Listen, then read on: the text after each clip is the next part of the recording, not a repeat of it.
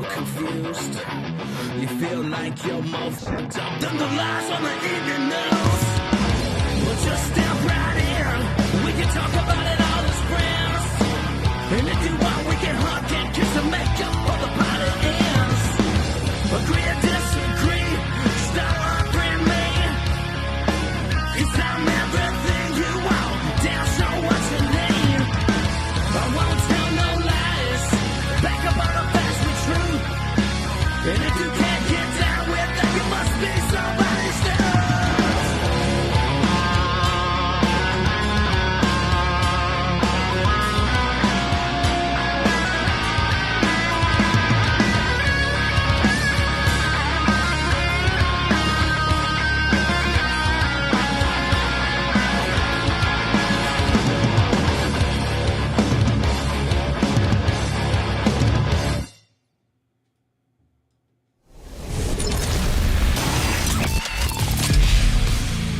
Good morning, Don't Unfriend Me Nation. What are we?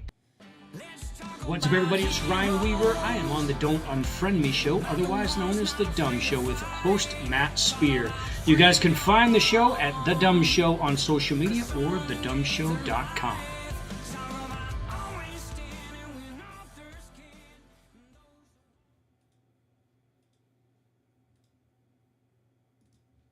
Adjusting transmitter output.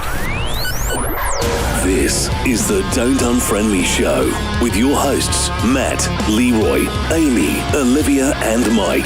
Geopolitics, military analysis, and election coverage. Coming to you live on the Spreely.tv network and all major social media channels at The Dumb Show. Honest, direct, unfiltered. Monday, Wednesday, and Friday at 8 p.m. Eastern. We can agree, we can disagree. Just don't unfriend me. You know, 3 years ago, when we started this, he's so easy on the eyes. Thank you. You're so easy on the eyes? I don't know if they were talking about me or not. Well, you're the only he in here. Yeah, so but it could have been the Dominic Izzo cover. I would assume it's you, but I would have to agree. Yes, you are very easy on the eyes. Yeah, but you've been flirting with me all night. That's true. That's I kind of like you, so. Thanks. We are on tomorrow. Dominic Izzo. We are in the Hizzy with Izzy, Matt and Mike, tomorrow afternoon at 12 p.m. This is going to be great. We're excited about this. Mike and I are big fans of Dom. And listen, we hope you come on. He's got a mouth. He's foul language, but the guy's wicked smart. And I think you'll enjoy the show. So stop on by. And then, of course, we're on tonight right now. You can find us on Spreely TV. Spreely's having an issue loading. That's okay. You give it another shot. See what happens. Yeah. Olivia, everyone likes your hair. Thank you. I never wear it down because I always had the big headphones. So. Olivia, I like your hair too. Thank you. Oh, Amy Bordeaux is talking about Ryan Weaver. Oh, shit. Whatever. Yeah, he's not too bad either. Yeah, Ryan's a good dude. Yeah, it'll be on Rumble. I don't know if Izzo broadcast, but I'm going to download it and then I'm going to put it on all the channels. So you guys will have it. But go watch it over at Spreely or watch it on Instagram. It's going to be Izzo and Spreely are going to be streaming it. And then I'm going to go down once it's done. And then I'm going to put it on my channel. So it'll be everywhere. You'll see it. It'll be on Twitter. It'll be on Facebook and everything. It's going to be my recorded show tomorrow. That's why I didn't do a recorded show today.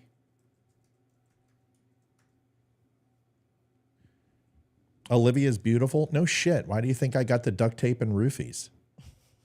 Thank you. Once the roofies and duct tape wore off, she was already committed. I have no idea. No idea what? How I stayed. How'd you get me to stay, dear? That's the duct tape. Duct tape and roofies. What? I mean, it's not like this is any big thing. Look at this. You wouldn't stay for this. Of course you would stay for this. Listen, I've got an ace in the hole. Anytime I want to drop 10 years, all I got to do is shave. And I'll look like I'm 35. I mean, Olivia looks like she's freaking 20 still. I shave and I look like a baby boy. It's ridiculous. If it wasn't for the tattoos and being 6'4", I would convince you that I was young. Listen, when I got into this, I tried real hard just to be an intellectual. You know, I didn't cuss. I broke down the Constitution. I broke down articles. I gave you my perspective that was unbiased. And when I started it, I didn't think it was going to be anything like it is. I mean, I look around now and I'm like, holy crap. You know, we've got like 12 people who are not getting paid, who just volunteer their time to work on this show, which blows me away. We've got fairly well-known people who support our show. We've got a promoter that made David Harris Jr. what he is and made him a multimillionaire, now promoting us. We've gotten other offers, and I've turned them down because I don't like the people who are offering the opportunity. And I never had an inkling of a thought that this would get to where it is. I didn't even know if I was good at this. I still don't know if I'm good at this. But what I do know is that the reason I started it isn't going to be the reason I continue it. That's what I do know. Mm-hmm. Do you know what I mean by that, Livy? Yeah, we started it because of what the kids' godparents did to us and booting us out of their family over politics. But at this point, I don't care anymore. Good riddance. Honestly, if you're going to be that way, I don't want you in our family anyway. So they're not the reason I'm doing the show. Right. Yeah, and I guess that's a really good point because that's not what I was talking about, but it still absolutely is true. No. Everyone's got their different reasons, right? I mean, you weren't a part of the show, and I couldn't get you to come on. I couldn't get you to do anything. I couldn't get you to say anything. And then eventually you started to get more comfortable and you came on. And I knew once I got you on audio that it was just a matter of time before you got completely enamored with yourself and had to be on video. Enamored with myself. You are enamored. You're a beautiful lady, of course. And you're kind of like, okay, now I feel comfortable with the voice. I can show the face. Being enamored with a capability that you possess isn't egotistical. Well, I just thought I could bring in some more viewers, you know. Right. See? Yeah, right. See? And this is why everyone's like, oh, Matt, don't be mean. See? She believes it. And she does. And we have viewers because, listen, let's face it. We have people who watch this show simply because of Olivia or Leroy or Mike or watch it in spite of me. And that's fine. Because I'm not that guy. I don't need to have the limelight. But there is something that I do need, and we're going to talk about it tonight. For the last 3 years, I have screamed from the rooftops that the election wasn't stolen in 2020, and it wasn't. I've been through this ad nauseum. I have spent hundreds of hours, and after 3 years, I've been proven correct. My theory is the only one out there, besides Mark Levin and a few others now, as people come around, because I want to tell you why. What have I been saying Donald Trump needs for 3 years, Liv, on the ticket?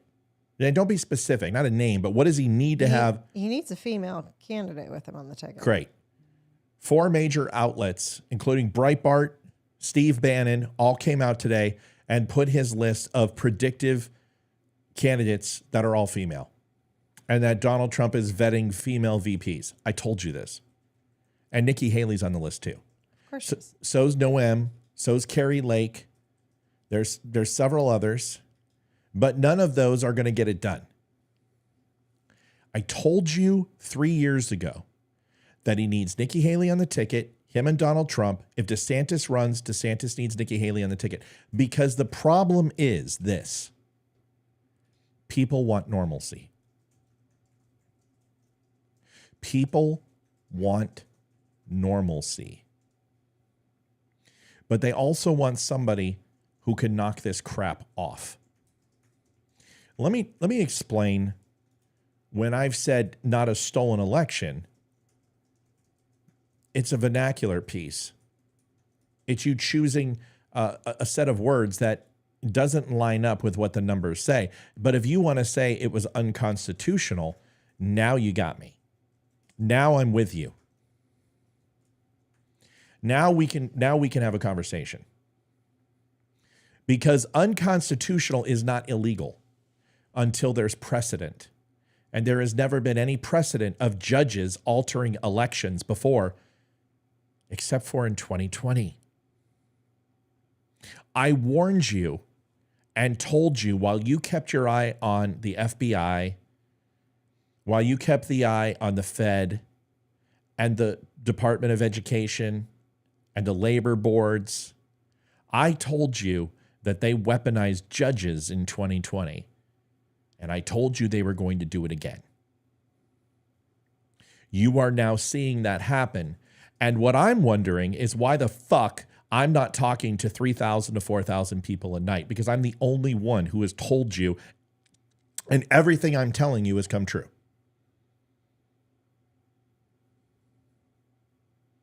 The only person who has been saying it is me. There's nobody else. Charlie Kirk isn't saying it. Mark Levin wasn't saying it. Ben Shapiro wasn't saying it. Hodge twins haven't been saying it. Everybody was so focused on J6 that nobody asked the question, are they weaponizing judges to overrule state legislatures? And that's what they did in 2020 by empowering emergency powers to the judges over you. Over you. Over us. They changed the election rules. They extended times for mail-in ballots. They changed what makes a ballot a vote. They sent out a plethora of mail-in ballots, which far exceeded any U.S. election in any given time from a mail-in ballot perspective and a return perspective. You saw an additional 55 million voters vote during 2020. And predominantly these swing states, none of them lined up with what happened nationally. And the reason why is it isn't because of cheating. It isn't because of ballots being harvested or the 2,000 mules. They did it in plain sight. And I have proven this time and time again. And they did it through the law. We got beat. We got beat because they played the game better than us. And they're doing it again. And you can't stand that. It drives you mad. But see, the difference between being a winner and a loser, somebody who doesn't give in, somebody who doesn't quit, somebody who, when bad things happen, get the Jocko Willink attitude of good. People who don't like to lose usually have self-awareness and clarity. I don't like to lose. And as being that type of person, I stopped, and instead of getting rage-filled or frustrated or buying some story that didn't add up, because the level of culpability that would be created from stealing an election, we would have seen thousands of people monetize this, play deep throat, play whistleblowers, write ghost books, go on 60 Minutes blacked out with a "my name is Mama" voice. Well, we didn't see that. The reason why we didn't see that is because it happened in plain sight. It happened in plain sight. So I'm going to be very, very clear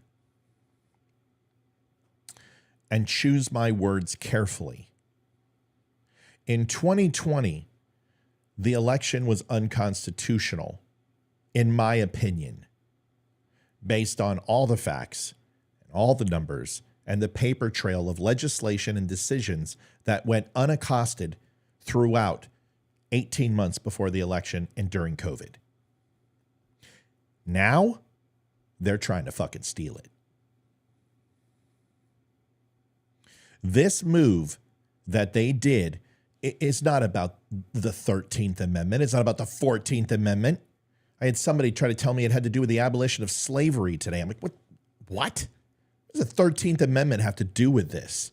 If you mean in the presence of the Civil War that the 14th Amendment and Article 3 were created simply to stop officers and seditionists from the Southern colony and the Southern military from breaking off and becoming elected representatives, they did that with the 3/5 compromise, and we're going to go through that tonight. Olivia's listening because Olivia has questions. She has comments, but I asked her to give me my 5 to 10 minutes to say what I wanted to say.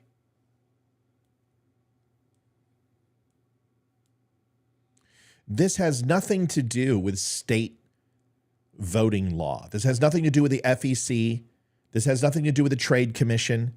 This has nothing to do with the election committees or the poll captains or the DNC and the RNC. No, none of that has anything to do with it. Some people are like, well, he's a president. He's not an officer. No, none of that. None of that. No, none of it. Listen to me now. You didn't listen to me for 3 fucking years. Listen to me now. None of that matters. Supreme Court is going to slam dunk this in 2 seconds. And here's why. Because it is absolutely, sorry, I'm fired up. It is absolutely a suspension of habeas corpus. Due process is not taking place. It is against his 4th and 5th Amendment rights. They are utilizing personal opinion with non-action. There is no way that they can prove that Donald Trump did this outside of a court of law. Judges can't listen to notes from the January 6th committee because the January 6th committee doesn't have judiciary powers. They can recommend articles of impeachment. They can recommend investigations and indictments. They can subpoena, but they're not judge, jury. That's not their job.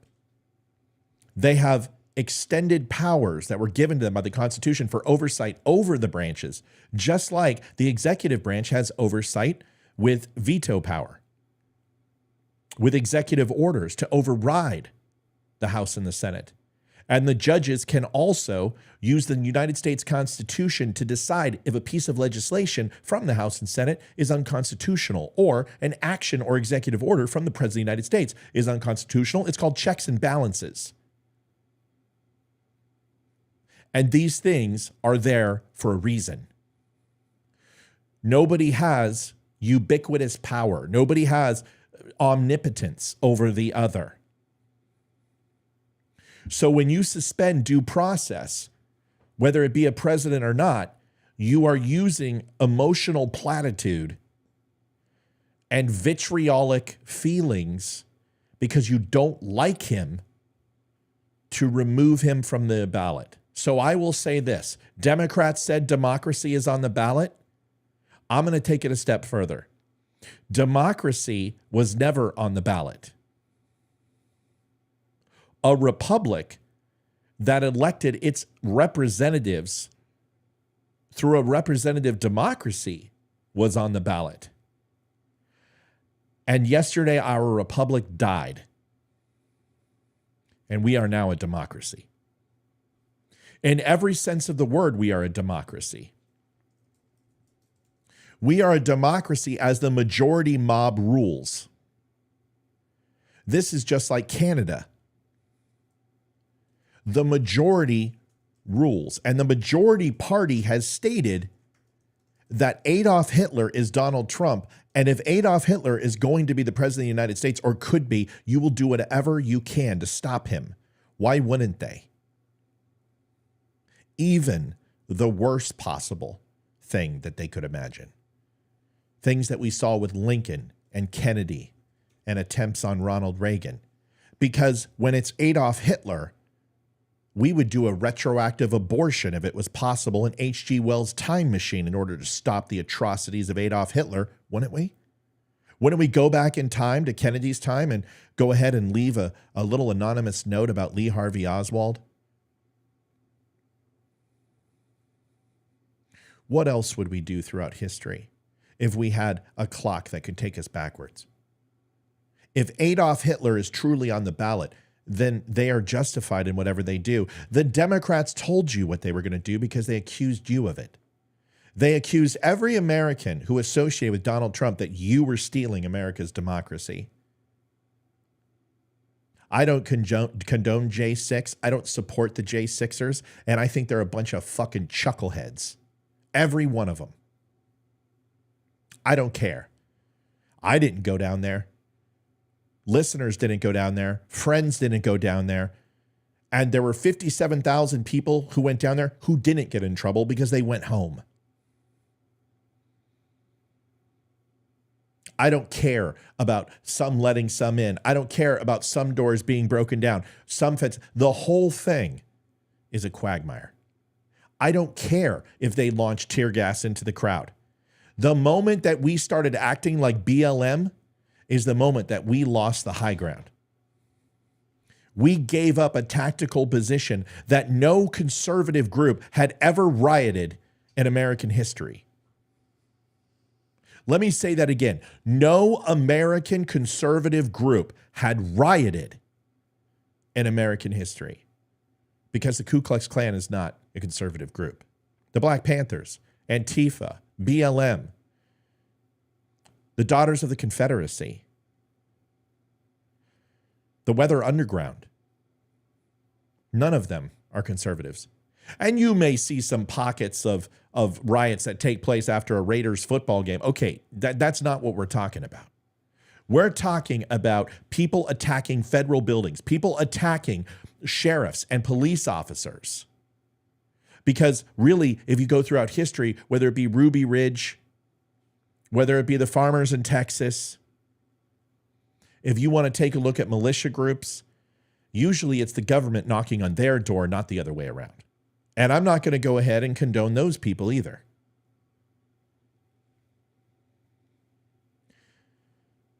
The 14th Amendment, Article 3, is extremely clear on its purpose and its intent, even if it qualified for the President of the United States, which we're not even going to go there because the interpretation of Article 3 has nothing to do with this conversation. It is the suspension of due process. Donald Trump has not been convicted of shit. He hasn't got a fucking parking ticket. He has been indicted. And the qualifications for indictment are right there with impeachment. Just like impeachment process, there is no defense.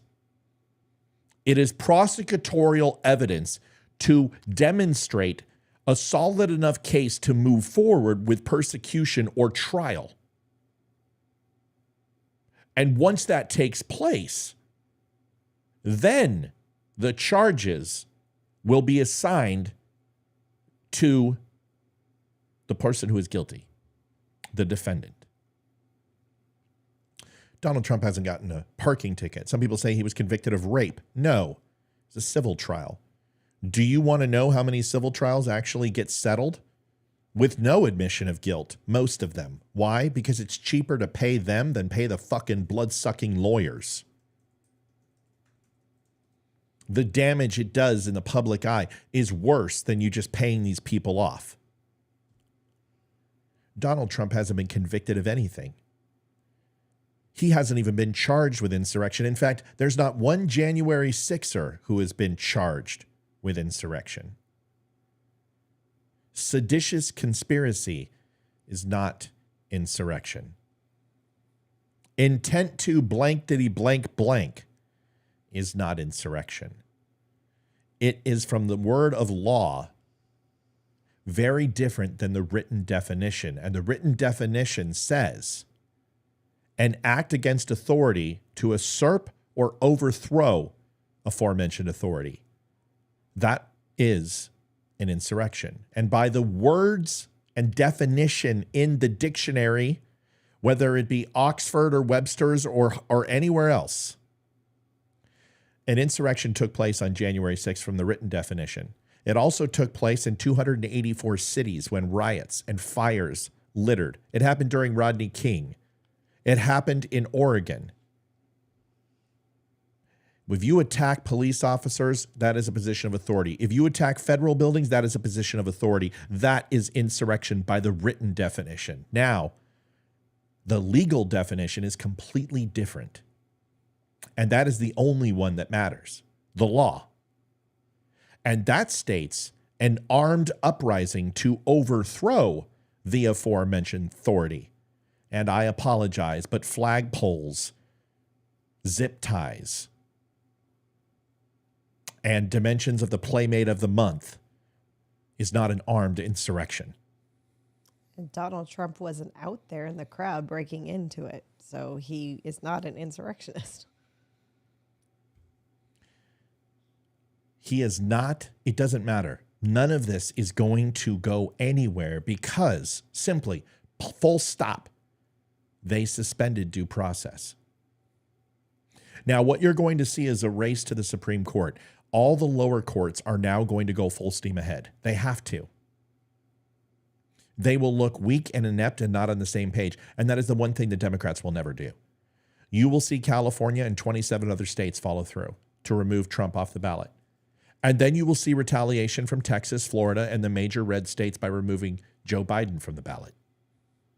Because if it is only dedicated and predicated on innuendo, supposition, and not liking somebody, Joe Biden is fucked. They don't need a court. They don't need the Senate. They don't need the legislature. They don't need an indictment. They just need the simple accusation of impropriety, and Joe Biden can now be removed because that's exactly what they did to Donald Trump. I understand he has 91 indictments, but it's interesting. Before those indictments, could they do this? No.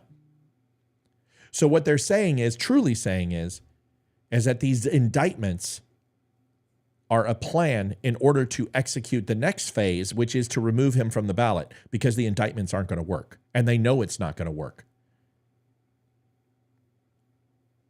A civil case is not going to have Donald Trump removed from the ballot. It's not going to give him a felony.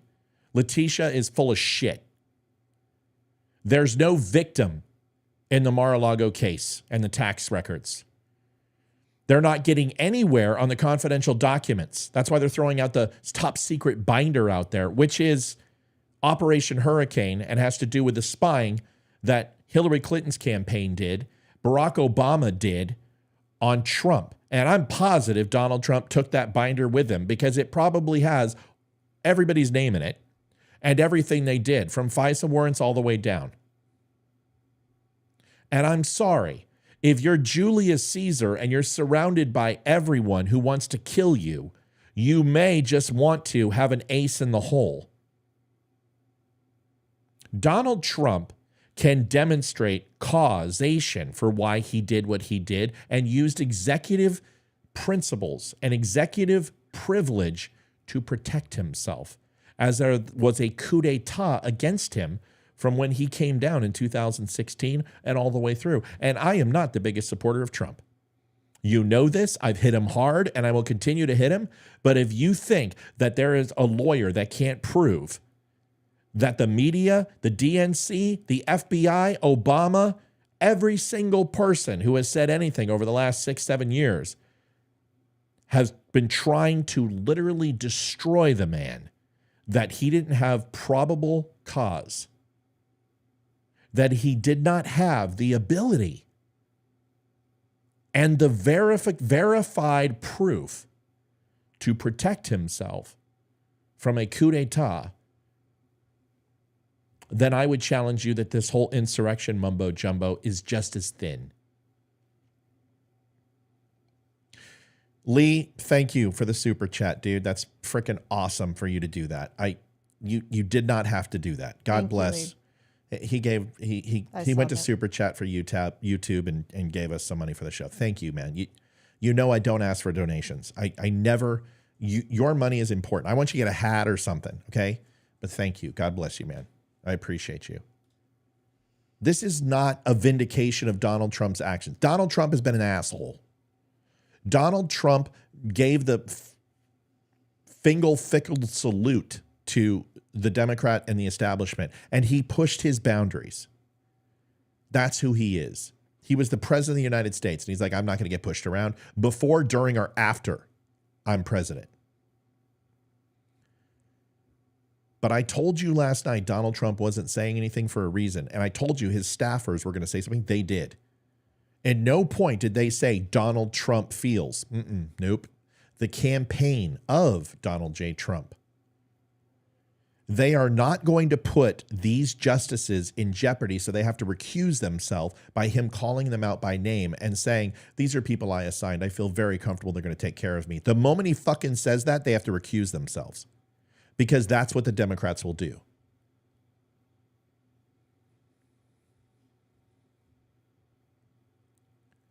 I want to go into one thing real quick, and then we're going to open it up to you. Your questions, your thoughts. And I'll tell you this, if I wasn't voting for Donald Trump now or then, they just keep, every time I just go, you know what, I'm just going to wait. They make it really hard because just because you don't like somebody doesn't mean you can suspend their constitutional right to a fair and speedy trial. That you can't accuse people, that it's innocent until proven guilty for a reason, and that is all people, including the President of the United States. Let's get into a couple things. Livy, the 3/5 compromise. Do you understand it? Are you familiar with it? I'm familiar with it. No, I cannot explain it. Okay. It's totally fine. Do you happen to know, after the Civil War, the amount of African Americans who were in the United States, predominantly in the South? Like 2-3 million? Yeah, more than that. 4 or 5? Yeah, so you're looking at 4 million, and over that 2-year span, you're looking at almost 4 to 6 million African Americans. When you had the 13th Amendment, which was 1865, and the 14th was 1868, I believe. Ah, shit. I hate being wrong. And I'm not. So there is a reason people are talking about the 13th Amendment. And this is one of the biggest lies you will hear in the 1619 Project. The 1619 Project, you've heard of the 3/5 compromise. What's the misnomer about it? Do you know? No, hang on one second. Take care of that. Yes. Who are you talking to? What's going on? Somebody on the mud chat messaged me about a particular person. So Okay. we're going back and forth. So hang on. Okay. Got it. Okay. Say again. Sorry. Okay. Was something wrong? A couple people are saying keep an eye on a certain person, but I'm having a problem with Facebook. It won't load, so I'm not seeing everything. So I just said tag me in the Okay. in the comments, All right. so I know what's going on. Just take care of it. Yep. 3/5 compromise. What's the misnomer about it? What's the thing that Democrats, 1619 Project, NAACP, Rainbow Coalition, Jackson, all of them say about the 3/5 compromise? That they're saying that black people are not considered a whole person. Right. That they're only 3/5 of a person. Yeah. Okay. Is that true? No. No. It's not what the Constitution says. No. And you have to go to the 13th Amendment and the 14th, specifically Article 3, to know that it's not true. Just like you don't go to the Second Amendment to realize that the Founding Fathers wanted us to possess firearms with no restrictions. It's not the Second Amendment that tells us that. And the reason why is because a comma versus a period. But predominantly, there is another amendment that explains all of that to us, and it's the 10th Amendment. Why would you reserve the powers to the states and then have the federal government be the only one armed, where the states couldn't defend themselves? Nobody answers that question. And because, once again, nobody brings that up. I'm the only person who does. Haven't heard anyone bring that up. I did that show 9 months ago. Colin Noir, none of them Dana Lausch. I haven't heard anyone say that. Everyone goes, the Second Amendment, a well-established militia, and it's two separate comments. Yeah, it is. But you don't need to go there. Just like you don't need to go ahead and dive into Article 3 to show that this unconstitutional removal from the ballot of Trump is completely bunk, because it's a suspension of due process. You can't say, well, I don't like him, and there's a look at what he did. Well, that's not proving anything, that he was responsible for an insurrection. So when you look at the 3/5 compromise, you need to say this. When people tell you that black people were only 3/5 of a person, it's not true. That's not what it says. Here's the truth, is that 3/5 compromise had nothing to do with voting. It had to do with that senators were already established, 2 per state. And that's continued this way because the Senate is different than the state legislature. The Senate is responsible for overall representation on equal portions of the states, not based on population, but the statehood and the sovereignty of those 50 states. You with me? Great. State legislature is based upon the population of that state for equal representation from ratio to proportion of about 7,000 people per legislator. And that's the way it works. And it's not 7,000, actually. Scratch what I just said. That's what it used to be. Now it's based on overall population, and you take the amount of the population in the United States based upon the overall states and the people living in there, and then you take the amount of legislators based upon representing the amount of people that are there. Now, the only problem with that is back in the day and today, the state legislature controls the money, and they do what as far as the laws live? They spend the money and write the bills. Write the laws. Write the laws. They write the laws, so therefore they control the U.S. government. The problem with that is you would have equal representation in the Senate with no questions asked because the number is fixed per state. And when you bring in those southern states, you're going to have Senate influence predominantly be non-union. So when you look at the state legislature who writes the laws and controls the funding, if you allow that 4 to 6 million slaves to be represented by state legislatures on an equal ratio basis as in the North, you would have the southern states be able to take over the northern government that just got done fighting a war to establish dominance in the United States. Got it. The 3/5 compromise was created not to say that black people aren't important, because if it was a bunch of Italians and there was 5 million that all of a sudden became American citizens and they were predominantly in the South, the same decision would have been made. It didn't matter about the color of their skin. Now, I understand black soldiers, Buffalo Soldiers, Tuskegee Airmen. I know what happened in Vietnam. I know what happened in Korea. I'm not saying that the American government was good to African Americans. In fact, it was the exact opposite. My point is that the 3/5 compromise was written poorly, not based on color, but based on overall danger to people of color and what would have happened. So when the 1619 Project and all these people go, I wish we could just go back and change the 3/5 compromise. So what you're saying is that you wanted the South to rise up again and put black people back in chains.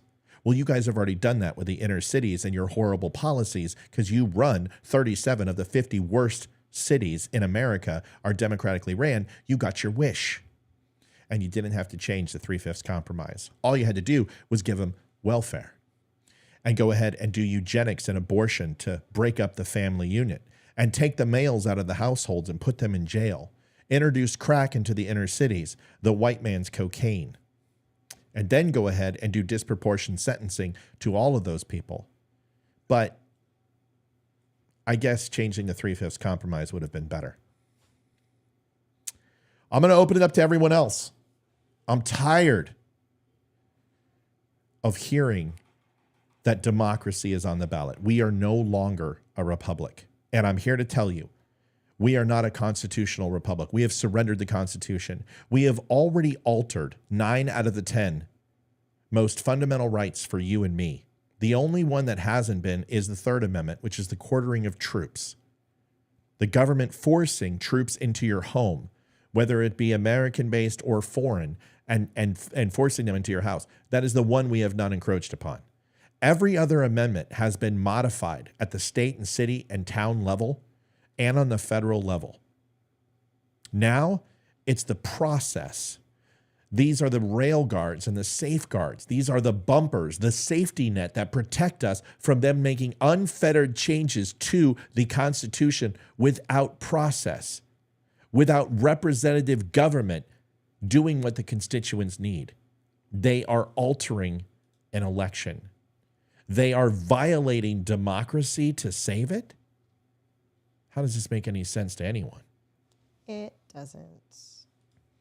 You're circumventing democracy, our democratic elected government, by destroying it. I want Donald Trump to face some questions. I want him to run for office, and I want the best person to win. And I will tell you this, even though there are many leftists and alt-right who are batshit crazy, and there's plenty of them, they only represent a modicum of the population. In fact, about 8%. I trust normal, everyday Democrats, independents, and Republicans to choose the next president of the United States. This fringe element of just batshit crazy people, they may get the most airtime because it sells newspapers and it sells commercials. But those aren't the people that are going to decide the election. I trust the American people. A very stupid American people at times, but I still see they see the forest through the trees. They recognized about Nixon. They knew what to do with Clinton. They knew it was a Republican targeting campaign. They understood the weight of Kennedy being assassinated. They understood about Ronald Reagan and what he was going to do for Soviet Russia. They understood what the implications were for the society that we were moving to in the first term of Barack Obama, and very regretful for the second term of Barack Obama, a very different president and campaign. They knew we needed somebody other than a career politician, and they were desperately wanting a billionaire in the office, a businessman. Warren Buffett came to mind. He was talked about a lot. For us to sit here and say that we can trust the American people to make the decision when the American people aren't making the decision. It's 7 people in a room in Colorado that have set this nuclear catastrophe off that we will feel through the ripples of our entire existence from here on to this date. A precedent has been set that we no longer need the presumption of innocence in America. What does that mean when they come for you? What does that mean when they don't like what you say or like what I say and simply say, well, that's sedition. That's treason. That's insurrection. Do you think that you will spend 30 years in jail? Do you think you'll spend 80? Do you think that you will no longer have any rights whatsoever? Because if they can do that to the president of the United States or the former, imagine what they can do to a schmuck like you and me. That's it. That's all I got. I think it's enough.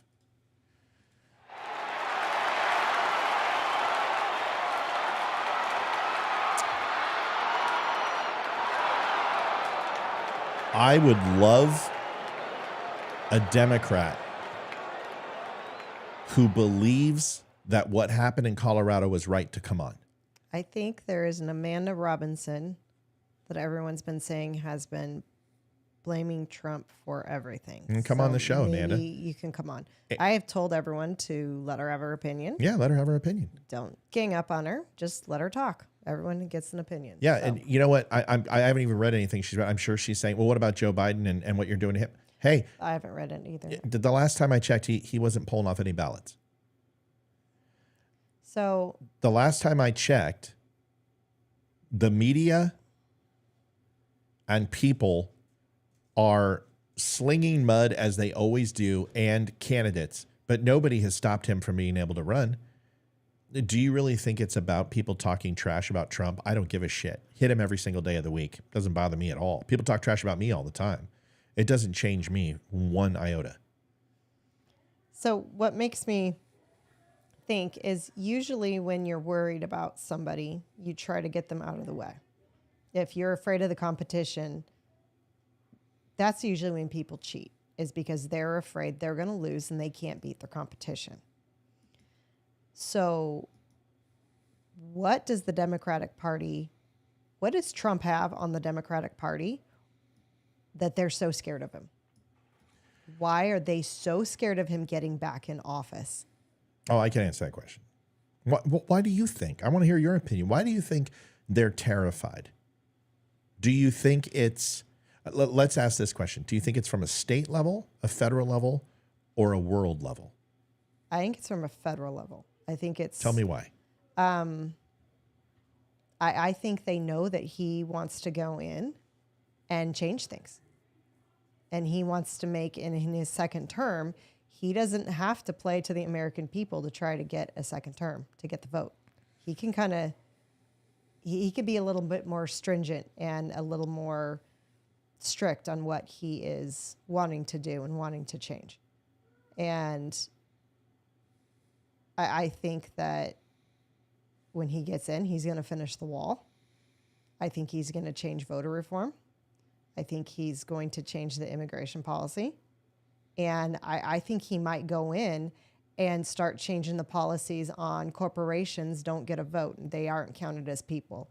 That you can't get big, Citizens United. Something about the politicians.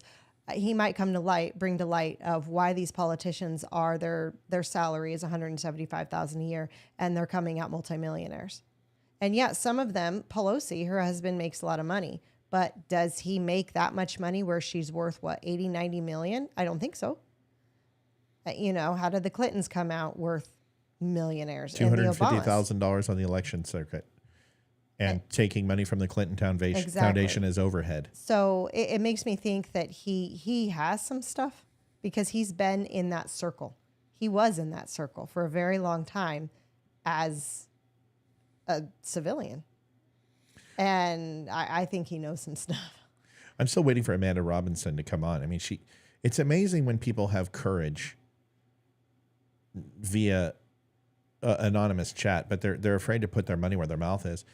I was a corporate executive for 3 Fortune 15s. I will never work in corporations again. If I can have the courage to do this, why can't you? Hell, I'll even delete it out. But you obviously have an opinion. Why are you afraid to express it? And why are you making stuff up, Amanda? Amanda, you've been on my show before, and you've been in here before. I know who you are. You like to stir the pot, but you never like to hold yourself accountable. You never like to have anyone challenge you. You like to control the narrative by saying things that aren't true. You've been watching me for a year and a half. Our first exchange was on abortion. Do you think I don't remember you? Did that conversation not feel like it was appropriate? That I didn't treat you with respect? Because I remember that I did. See, it's okay for you to come in and vent your frustrations. It's okay for you to be upset, but simply just formulating whataboutisms and making stuff up, it doesn't benefit anybody. This is the problem. How do you feel about your party removing Trump's ability to run for office without being guilty of anything in a court of law? How do you feel about that? Afraid? Accountable? Yet I don't hold Trump accountable? Amanda, do you watch the show or do you just like knit or something or cook while it's on? What do you mean I don't hold Trump accountable? I'm the only conservative who has spoken out against J6 fervently. I'm the only person who has called him out on the stolen election. I'm the only person who has called him out over the last 3 years playing grab ass with his campaign. I am the only person who called him out on the classified documents that he did obstruct justice. I'm the only person who called him out with his relationships and the people that he chose for his cabinet. I'm the only person who called him out that not one campaign dollar or $1 out of Donald Trump's pocket went to the legal defense fund of the J6ers who he supposedly cares about. I'm the only person who called him out on Chinese tariffs. I'm the only person who called him out on the vaccine and Operation Warp Speed. Actually, that's not true. A lot of people called him out because of that. What the hell are you talking about? I think once again, you are afraid because you know what will happen like it did last time is I will break apart everything you're saying. And the only reason you don't like Donald Trump is because you don't like Donald Trump. She says it's too loud where she's at, so she can't call him. Whatever. That's always an excuse. Oh, my internet connection's down. I don't have a real phone. I haven't put on my makeup. Those are all excuses. So I'm done giving you attention. But this is the problem. Don't come in and piss in my thread and talk about how everyone else is holier than thou when you're too much of a coward to come on and face me. I don't care if you're not pro-choice. You're pro-murder. The opposite of pro-life isn't a choice. It's not like you're choosing a fucking Pepsi or a Coke.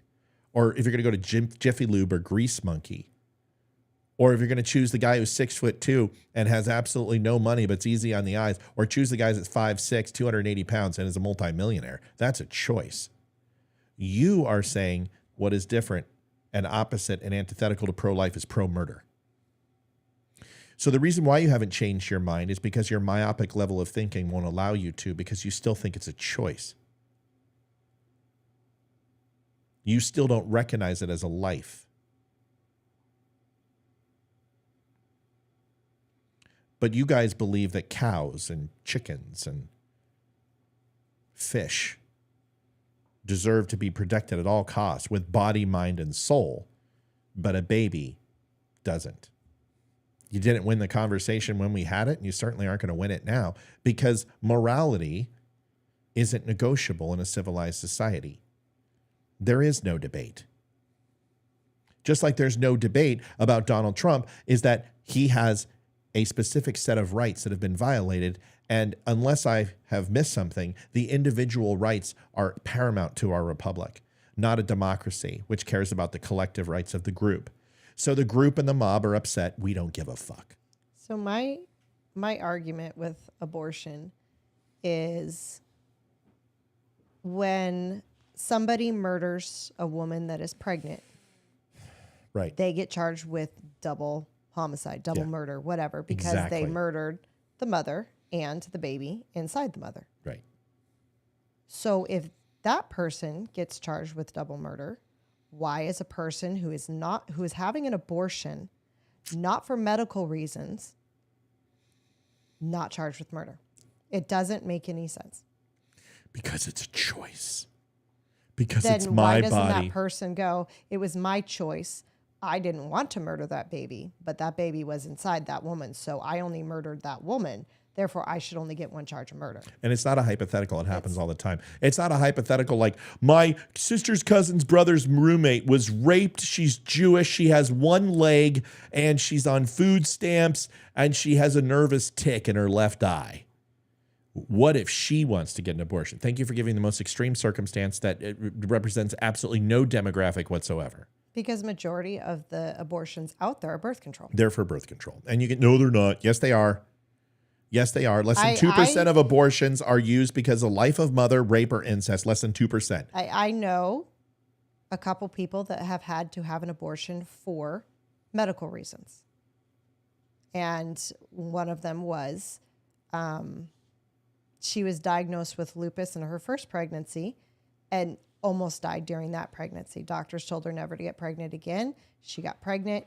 She was not going to survive that pregnancy and had a 2-year-old daughter. So they aborted. Otherwise, she was not going to live. And the baby would have died too. But I also know several people that have had abortions when they were younger because they were not ready to have a child. It was no other reason. They were perfectly healthy. They are still perfectly healthy. Some of them now have children of their own. They chose to have an abortion because they did not want to be a parent. and they didn't want to deal with it. So that's how they dealt with it. It's happened 60, 66, 65 million times. 65 million times. And the sad thing, Amanda, is I think you're African American. Your own party has been doing this to the inner cities since 1956. Eugenics is a program that has been happening in the inner cities and happens to the African American people by liberals. I'm not saying that if you're in a situation where you may die that you can't have an abortion. Of course you can. But the situation in Texas, her life wasn't in danger. That was a lie. The Supreme Court made the right decision in Texas. And what's great is they didn't suspend the woman's rights. They allowed it to go through the court systems. And they used medical professionals. They used lawyers. They used expert witnesses to make the decision. Unlike Donald Trump, who hasn't had a trial for this. See, that's the difference. Is Democrats say, oh, well, you have to wear a mask, and if you get COVID, it's your own fault. Well, if you decide to go ahead and do the horizontal Bach lady and you don't take the necessary precautions, then your pregnancy is your responsibility. And I'm very, very sorry, but you just don't get to decide to go ahead and change the rules because you don't like them and it's happening to you. If you believe in bodily autonomy, that's one thing. But it's not bodily autonomy because it's not a singular. This is a possessive problem. There's another life to consider, and you're not considering it. But let's remember all the cows and the chickens and the 3-spotted koala that needs to be saved. But children, on the other hand, don't. You would think an African American would be up in arms because it's not our communities that are being decimated. It's not the richest and the brightest. How many Tiger Woods? How many souls are gone? How many Maya Angelou's are gone? How many Denzels are gone? How many people have been lost out of 67 million that could have made changes? Was the next president of the United States in there? Because when you have a population of 332 million, 67 million. Does anyone want to do the math? If I'm not mistaken, 20% of the current U.S. population is dead. The biggest mass murder ever in U.S. history for a singular event. Its numbers rival the bubonic plague. And you're going to sit here and tell me it's a choice? Well, if you get a choice, then explain to me, and you say nobody gets to tell me what to do with my body, well, then when are you going to register for the draft? Selective service is waiting for you, Amanda. We need people in the U.S. military, and we think the draft is just right for you. Because if you get to tell me what to do with my fucking body, damn Skippy, you should go ahead and register for the draft. So if the excuse of it's my body, my choice works for you guys, then why didn't it work for us in COVID? Why did so many people lose their jobs? Because they did not want to get the vaccine. She says women don't owe anyone babies, and we don't owe you the right to murder them. What about the women that are inside the womb? Do those women not matter? Is it kind of like how Republican women getting raped or sexually assaulted don't matter? It has to be a Democrat. Why don't you make sense? See, the thing is I don't think you've thought it through. I really don't. Nobody wants you to have a baby. Nobody wants you to have sex. Those are your choices. You made the choice. Stop trying to pawn it off on everyone else's responsibility. You're the one that made the fucking horrible choice, not me. Maybe you should make better choices instead of deciding that everyone can have the same result, which is that everyone is on the same plane, that unfettered access to abortion is the answer. Murder is never the answer. Now, you may ask me, well, what about in capital punishment? Okay, you want to change topics? You want to go ahead and alter the conversation? I say let them fry, because those people made a choice just like you. Those people knew the difference between right and wrong. Those people had a chance at life, and they threw it away. We should oblige them on their journey. It's very different than an innocent life that has done absolutely nothing to deserve the abandonment that you project on it.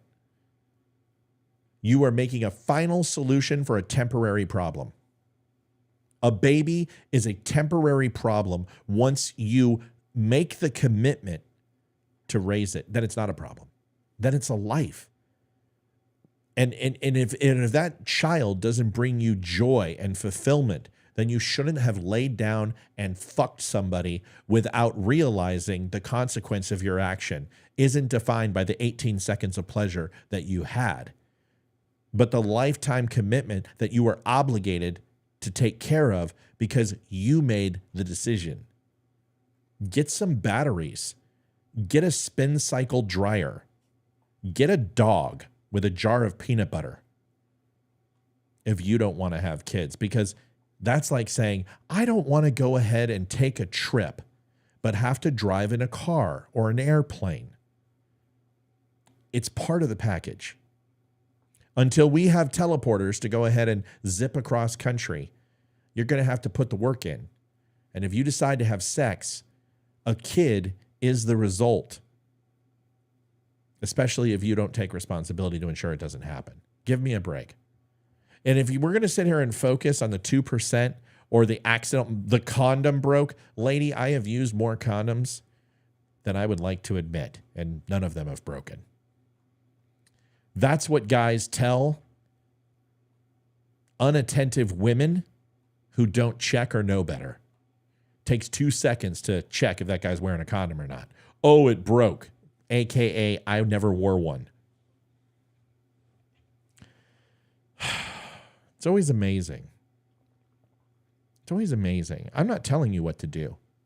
I'm telling you to take some responsibility in your life. I'm telling you not to punish a child because you were lazy. Sorry. Anything else, Liv? Anything else in chat world? I think I'm done with her yet again because this isn't the topic. This is what we're talking. Welcome to a liberal trying to change everything to what's important about them. We're literally talking about this democracy you guys cared so much. Remember this democracy that was in jeopardy? The American government we'll never have a country again. Donald Trump will never relinquish his throne. We'll become an autocratic government of totalitarianism. What happened to that? Sounds like that's what the Democratic Party is doing. It's not sounds like. It's what they did. Difference between talking about it and action. Now you guys are like, oh, all these MAGA Republicans want civil war. No, we don't. We want civility back in our country. A MAGA Republican is Make America Great Again. You guys act like it's a bad thing. No, I want to make America great again. I want to make America first. I want to take care of the homeless population and the veterans that are living on the streets, not kick those people out and move them to bring in people that are not legally supposed to be here. They are not American citizens. What did Gavin Newsom do with the homeless people in San Francisco? I'm still wondering. Yeah. Where are they? Was that trafficking too, considering that illegals who broke the law were sent into Martha's Vineyard and they said that that was trafficking for Santas? What did he do with those homeless? That's trafficking, is it not? It's not just state lines, it's county to county, city to city. I mean, just because you move a group of underage children for sex trafficking purposes from one city to another, that's not illegal? Well, then why is it okay to do it with illegal immigrants?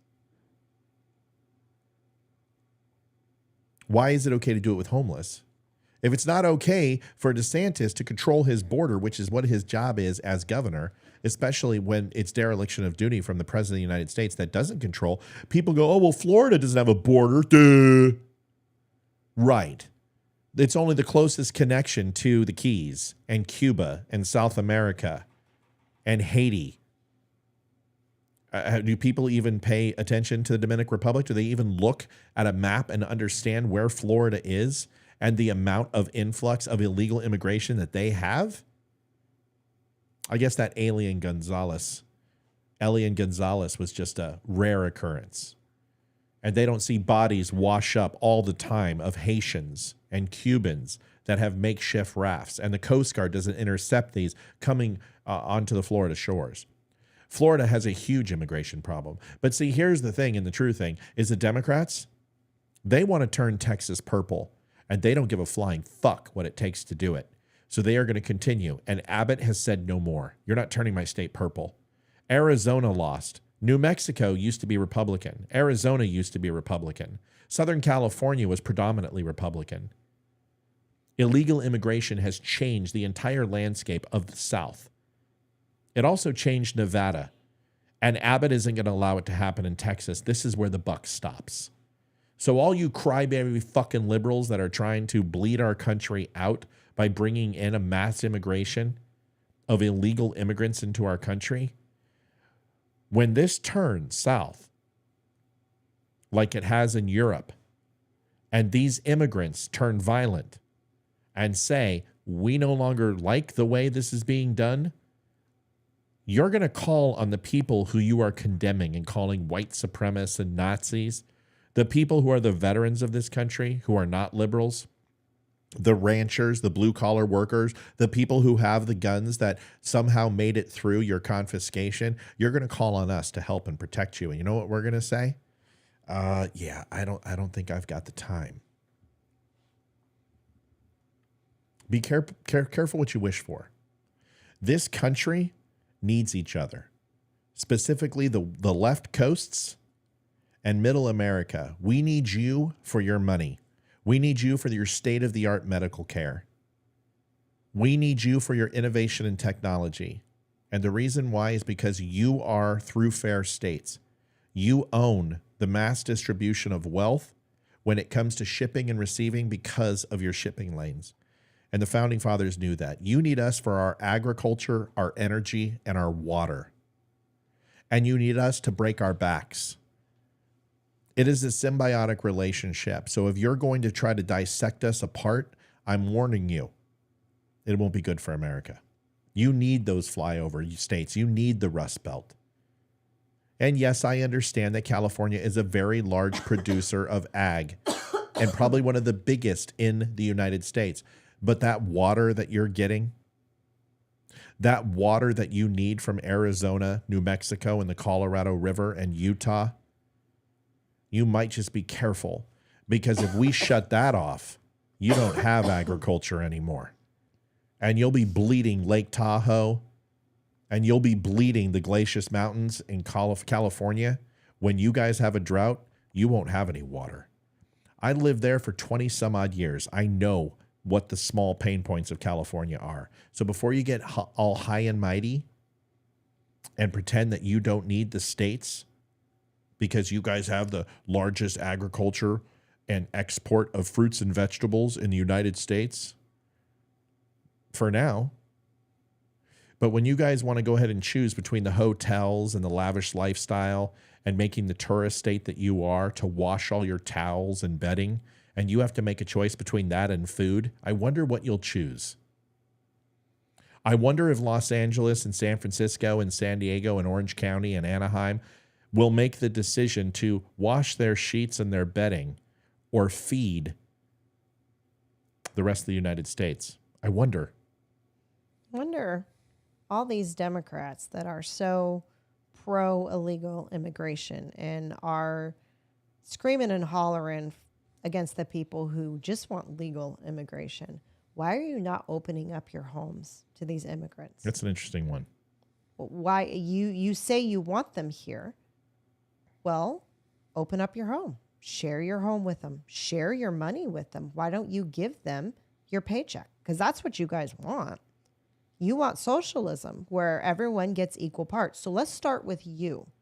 Let's take your paycheck and let's tell you how to spend your paycheck. So I'm going to take 75% of your paycheck after paying taxes, and we're going to give them to the illegal immigrants who are coming over the border. And then I'm going to tell you what you can do with the rest of your 25% that you get. Just, why don't you do what you guys preach? Can we go back to the question and then we're going to kick off? Mm-hmm. I asked you why they don't want Donald Trump. Is it a city, state, town, federal, or world level? I think it's like I said, federal. I think they also think it might be a world level. I think they think that for some reason, the whole peace in the Middle East thing There you go. is bad for the Democrats. Now you're talking. Now we're talking. Now you're starting That to think. peace with North Korea and getting North Korea to stop firing off missiles and for them to Now you're sit thinking. down Now and you're shut thinking. up Now you're is thinking. bad for the Democrats. Now you're thinking. For the sanctions on China and all of the lower taxes for corporations in America and the higher taxes for corporations out of country, so jobs come back to America, is bad for Democrats. That's what I'm thinking.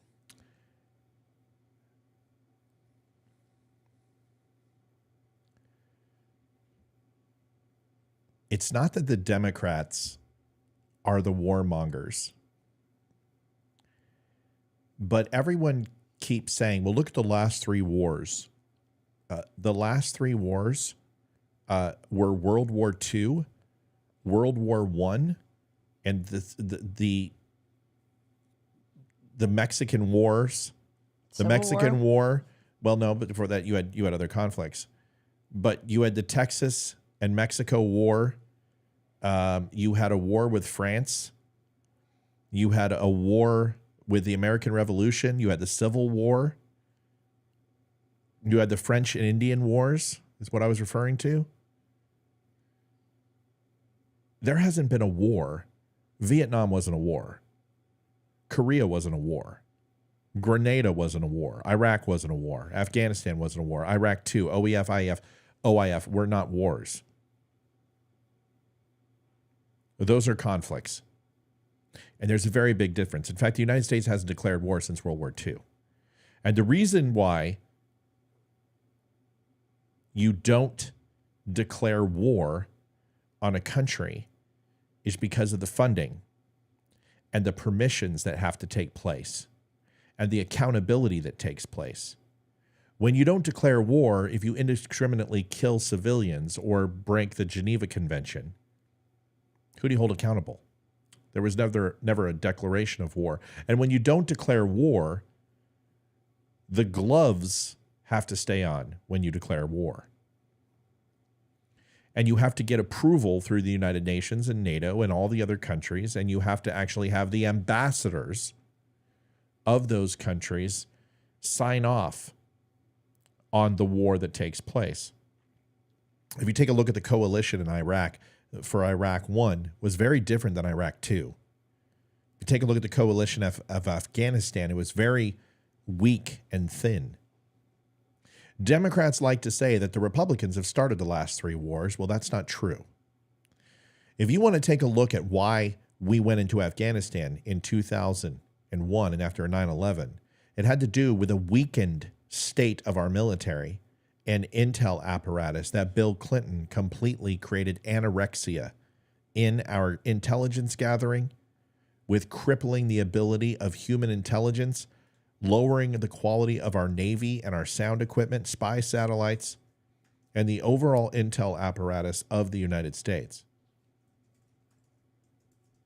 If you want to take a look at what happened with Iraq, and you want to take a look about securing the Middle East, you only have to look at what Barack Obama did. You only have to look at the monies that were put into Iran with the funding that went into Iran for terrorism. You only have to look at the strengthening that Iran had in the Middle East after it was crippled after the first Iraq won. Where you restructured Iran, where you took sides in the Sunni and Shias and the war that took place, the Islamic Brotherhood, Hamas, Hezbollah, the JIB, and take a look at what happened with the monies that took place and taking off and putting back the gloves on when it came to the Middle East. You take a look at the human intelligence that happened with waterboarding, that happened with torture, that unfortunately is a necessary prerequisite for intelligence gathering, whether you like it or not. You pussified the United States. Democrats did that. And yes, I understand what happened with the Iran-Contra hearings, and I understand what happened with trading ponies and gun running that took place. I understand the drone hits that Obama did, And I don't have a problem with any of that fucking shit. What I have a problem with from Obama is spying on the American citizens and taking away our rights to privacy and considering that the Americans needed to be lumped in with universal Patriot Act guidelines that allowed for world spying and remove the ability with secret courts and FISA warrants to convene on the American people is what I have a problem with. For us to sit here and say that Democrats aren't responsible for Vietnam, you're insane. Korea, you're insane. That they aren't responsible for things that took place in Afghanistan because of the failures of Bill Clinton and Iraq, you're insane. And yes, Bush is responsible too. And the reason why they don't want Donald Trump in office is fairly simple. 19 proxy wars were taking place under Barack Obama. 19! He didn't declare war on anybody, but he had more open conflicts than we had seen since Indochina. Yes, Republicans do also start wars. And that is the basis for any governmental system. And it's the basis for the world, and it's been that way since the fucking cavemen were knocking their own women out and dragging them back to caves, and any opposition for the meat and sources of life that they were trying to desperately covet to survive, or trying to anticipate a storm and a lightning strike on a tree stump so they could have warmth and hold fires continuously until they realized how to make it themselves. And you can go to the barons and the dukes and the duchesses, and you can go to the title and landowners. You can go to the taxation of the people and the peasants and the serfs and the slaves. You can go through every world history who owned slaves. And the one thing that is consistent in all of those things, from feast or famine to disease to bankruptcy to government failures to autocratic destruction to empires falling and amassing, the one basis, the one consistent thing that has happened throughout the entire history of the world is war. And if you think that the United States is somehow removed from that, because we have shows like the Kardashians, and we have fluffy Teddy Ruxpin dolls, and we might do some good things for humanity, that our entire existence isn't on the premise of war, and the world's premise is war, then you're not paying attention. The one single expenditure for every single major government outside of NATO is war. And the country who's responsible for supplying that country with its military is the United States of America. We independently provide over 26 countries with their entire makeup of defense. And we do that by supplying American bases to keep the world at peace so we don't have another world war. And how we do that is to do some cleansing and to clean countries that are not on the same page as the United States and have the same principles of the United States and knock them into the fucking Stone Age if they blink twice. And when Iran and North Korea and China and the Congo and other countries aren't paying attention, the United States will come in and slap them and keep them down. This is the whole reason why the Ukraine conflict is happening, is so Russia does not build itself up, that its gas imports and exports were not supplying Europe with money, that they had unfettered access with their pipeline that would require them and allow them to amass trillions. China then would obviously be energy independent and not have to import most of their energy, most of their food. And when that happens, an independent China is just as big enough threat as Iran that gets nuclear power and will be able to hold other countries in the Middle East accountable outside of Israel, where you could possibly have a nuclear conflict, is just as dangerous as India and Pakistan was to the United States, which is why we funded the Indians to slaughter and murder hundreds of thousands of Pakistanis. And then when India decided to go ahead and keep firing off missiles like it was fucking 4th of July and launching off nukes, the United States said, hey, India, you better be careful or we're going to flip the money to Pakistan and you're going to lose this fucking war if you continue to fire off nukes. Ladies and gentlemen, the entire establishment of the United States of America has always been based on war, and I am fine with that because it keeps peace here where it's important. But Donald Trump doesn't play that fucking game. And Donald Trump believes that everybody gets a stake in the poker game of life, whether it's Russia, whether it's North Korea, whether it's Iran, whether it's South America, whether it's South Africa. And he gave everyone a clean slate and said, we know you've done atrocities, but so have we. And until you fuck with me, I'm not going to fuck with you. That's what world peace looks like. And that destroys a lot of economies for a lot of countries. And they ain't going to fucking have it. And that has nothing to do with Nikki Haley. That has nothing to do with Chris Christie. That has nothing to do with Ron DeSantis. But if you believe that any politician that gets in there who won't deliver the wars that they want, I will simply give you one name, John Fitzgerald Kennedy. And it's the reason they killed him, because he wouldn't give them Vietnam. And it's the reason that LBJ and Nixon rose to power, because they would. Kennedy wasn't killed for civil rights. He was killed because billions of dollars were made from the Vietnam War. And companies like McDonnell Douglas and Grumman, NASA, Skunk Works, made billions upon billions of dollars off the Vietnam War. The same amount of money we made off World War II. The same amount of money that was made off of Iraq, the same amount of money that was made off of Afghanistan, and the same amount of money that's being made off Ukraine. They don't want Donald Trump in, not because he's orange, or not because he's overweight, or not because he's a loudmouth, or not because he tweets late at night, or not because he says mean shit to women, or not because he tells black people the truth. They don't want Donald Trump in office because they won't give him the endless wars that they're begging for. And that is the sad truth. And they're going to do whatever they can, just like they did with Kennedy, and just like they tried to do with Reagan, to ensure that he does never gets in office again. That's the truth. Kind of sad and kind of scary. It's kind of fucking true. And if you look past the decades that you pay attention to and look through the annals of history, the biggest deception ever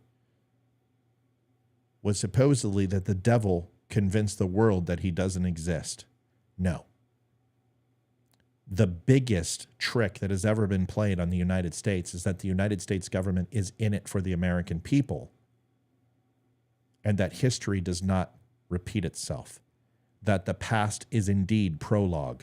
And if you look through the annals of history, this has repeated itself by many different governments under many different names. And we are the American empire, just like the Japanese, just like the Persians, just like the Mongolians, just like the Mings, just like the Bolsheviks, just like the Iron Curtain, just like the Nazi Party, just like the English. Every empire falls. We are the American empire. And we are living through our dynasty. And the question is, when will it fall? Read a fucking book and practically apply it to today. And every time you read anything, ask yourself the question, what are the sinews that are tying together? What are the things that are creating lines of delineation and contact points from the past to the present to the future? And you will be able to see the things that I point out all the time that I'm never wrong on. It's not a gift. It's awareness to what has happened, to what is happening, to what will happen. And once you do that, it's not reading the tea leaves. It's like reading a frickin' book. It's like reading the instruction manual. I'm not saying that the United States government and the United States as a whole is evil. What I'm saying is they do necessary things to ensure our survival. And you may not like those things, and those things might scare you, and those things might say, hey, I'm not cool with this. but they are necessary, and war is necessary, and there is evil out there. And the only way to truly destroy evil is not good. Whoever told you that is trying to sell you something. Folks, that's all I've got tonight. I wish some people would have called in. I think it was a good show. It's 30 minutes early. If anyone has anything, now is the time. It looks like we got a ton of interaction from people. I'm hoping that it was good. Did we have many trolls? Not that I saw. Did we stay on Instagram the entire time? Yep. Same with Spreely. No interaction on Instagram, though. I think it's because I don't think they can. I think everything you type is backwards. I know. That's why You're like, hello, Sander Grauber, Sember Media Corpus. Well, no, what I do is You sound like, I'm sorry to interrupt, but what was the guy in the Muppets who's like, oh, the Swedish cook? He's like, gotcha. get your meatball. No, You sound I just like type that it guy. in one of my other copy and then paste it so it types normal. But I don't know anyone on Instagram. I don't know nicknames or anything, so I just type the whole name that's on the screen. So let me give you Say hi. Let me give you the rundown. Olivia, I love you and I appreciate you. She made me come on tonight, and I think she knew that it was going to be a lot of me talking, but I love where you chimed in as always. I love your opinions. I love when the one thing I'll tell you, I'll give you the best compliment I can give you. You are aware when you don't know something, you know when to listen and you know when to talk. And I love that about you. And it's never in our personal relationship. Are you aware of that? It's always on the show. You haven't learned this lesson in marriage. And thank God, because you keep me And honest. you're always right on the show, but I don't know about in our personal life. Okay, let's just Thank Allah. Do we still have that soundbite? Thank Allah. The Rashid Tlaib. Thank Allah. Bullshit. I've learned a long time. I'm married. I'm never right. Okay, a couple people have asked about the Florida primaries only putting Biden on the ballot. Wait, what? Somebody, Kevin, asked about, have you heard about the Florida primary only putting Biden on the ballot? Yeah, and I think it's stupid. I don't believe, listen, the president of the and I'm not saying you're stupid, pardon me. President of the United States is the leader of the Democratic Party. He is the leader of the DNC. He is, with no equivocations, the president of the United States until he isn't. There is absolutely no responsibility of any state to put additional candidates running against Joe Biden unless they've qualified and polled and met the requirements to do so. They have absolutely, without a doubt, no requirement unless a candidate has met the prerequisites to be on that ballot to run against Joe Biden. And they shouldn't. Because nobody should. Remember when Gorsuch ran against Donald Trump? Do you remember that? Was it Gorsuch? What the hell was his name? It wasn't Gorsuch. That's Neil Gorsuch, Supreme Court. This was, come on, guys. You know who I'm talking about. I bring him up all the time. When in 2020? Yeah. He's the guy that ran against Trump. Who was it? What? Gerst? Oh, fuck. What was his name? He's such a weasel. I don't even, I hate this guy. John Gorsuch. Somebody help me. You know who I'm talking about. Someone spit it out. Spit it out. Not Gingrich. No. Not Gingrich. Come on, somebody knows. It wasn't Gorsuch. He was Supreme Court. Grayish hair, feathered hair. He hated Trump. He might have been Ohio or Wisconsin. Come on, Mel. You know who it is. Come on, give me this guy. Gorsuch. What was his name? Not Granke. What was his name? Kasich. Kasich? Kasich? Yeah, that was his name. It was John Kasich. John Jacob Jingleheimer Spit. I think it was John Kasich. I'm looking. It is. Is it Kasich? Kasich? Not. Kasich. Yes, that's him. This douche plow right here. John Kasich. This guy. I don't even remember him. Such a twat. Such a twat. And he ran against Trump. And he wanted on the debate stage, and he wanted to do. They're under no obligation to put him anywhere unless he qualifies to do so. Period. Plain and simple. End of story. That's it. Governor of Ohio. That's what he was. I knew he was Ohio. Governor of Ohio. I remember them by the shape of their states. When I think of names, that's how I always have all the information in my head. Whether it's Katie Hobbs, whether it's, doesn't matter. I see their state and the outline. I want to show you guys one thing, and then I got to go because I want to get my wife out of here. And it's the kids' first day of Christmas break. Oh my God, who gives a crap? That means we're just going to be going crazy for 2 weeks. If you guys haven't had a chance, do me a favor. If you go, no, John, nobody knows him, but they did at the time because people were like, oh, he's going to be able to run against Trump and blah, blah, blah. But they know who he is. My listeners know because I brought him up many times. He does have like a feathered, I don't know, Mel, whatever the fuck. He looks like JFK or RFK a little bit, just a little bit. Not as, you know what? Just forget it. I know who he is. Go over to thedumbshow.com. We are doing some really good work over there when it comes to articles. I've got the breakdown. Everything I talked about tonight is not on there, but it really does break down what happened in Colorado. What are the implications? What's going to happen? What I think is going to happen. If you haven't had a chance, go over there. I got to love Kevin. He always leaves a comment. It helps. It helps grow the site. Share these out when you see them. I think the quality is there, and it gives you a little version of what our show is, but it kind of puts it in written form. So go take a look. Olivia, are you feeling better? Everybody wants to know. Oh, yeah.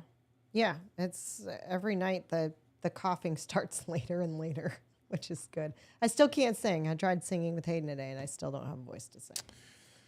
Love lift us up where we belong. I tried singing some Taylor Swift with her earlier. She was quizzing me on what songs are on which albums. Because but I guess that's really the only way I can bond with her now is to talk about Taylor Swift. So yeah, whatever. There we go. Folks, thanks for watching the Don't Unfriend Me show. We're getting out of here. Go over to thedumbshow.com. Tomorrow, I'll love you tomorrow.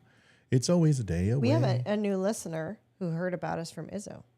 It's probably Sarah. It is. Yeah, it's Sarah. Sarah's been pimping our site. She's pimping Ain't Easy all the time. Like, she shares everything, and she is the Spreely resident promoter. She's awesome. And you guys, Matt and Mike in the hizzy with Izzy, Dominic Izzo. Now, just give him a break. He's a cop. He's from Chicago. He's a loudmouth, but he's a great mind, and he's a super nice guy, and he brought me over to Spreely, and I really like this guy. I really do. I don't know if I'm going to get a word in. And him and I in a room together, it's going to be, it's going to be rare. But I really like he's a good dude. I think you guys will like him. He told me not to call him Izzy, and I said, I don't give a shit. I'm calling you Izzy. He's like, dude, change that. He's like, Hizzo in the Izzy, or Hizzy in the Izzy. He's like, I don't like that. I'm like, I don't care. I'm doing it. So either he's going to have to get a grip with that or not, but we're going to be on there at 12 o'clock. You got to come and see us. So we'll be on his channel. We won't be live on my channel. Mike and Matt will not be on in the morning. It's on at noon, and you'll have to go to the Spreely.tv and go watch it live, and Izzo will be on, and we'll be on his show. And then I'm going to post it after it's recorded and release it as a podcast and a video show. You should be able to see that probably around 2 or 3 in the afternoon. Listen, God bless. Thanks for everything. Thanks for watching. Appreciate y'all. Good night. Go watch the rants of Izzo tomorrow at noon. Say goodbye, Liv. Night, y'all. Hey, go over to, listen, please go over to YouTube. Even if you hate YouTube, we don't care. We're trying to get to. It's at 840, 169. I'm going to go and talk. I'm going to make a little thing for Facebook, like like December 23rd to the 25th, and do a little thermometer. And every time we gain people, and we're going to try to have all the dummies on Facebook. And I'm going to talk about it on Izzo tomorrow. So please go over to YouTube. Good night, everybody. Thanks for watching. We love you. We appreciate you. Good night. Adjusting transmitter output. This is the Don't Unfriend Me show with your hosts, Matt, Leroy, Amy, Olivia, and Mike. Geopolitics, military analysis, and election coverage. Coming to Amanda, you live you are on a the Spreely.tv network for not and all calling major in. social media channels. A puss at The Dumb animus. Show. Just let you know. Honest, direct, unfiltered. Monday, Wednesday and Friday at 8 p.m. Eastern. We can agree, we can disagree. Just don't unfriend me.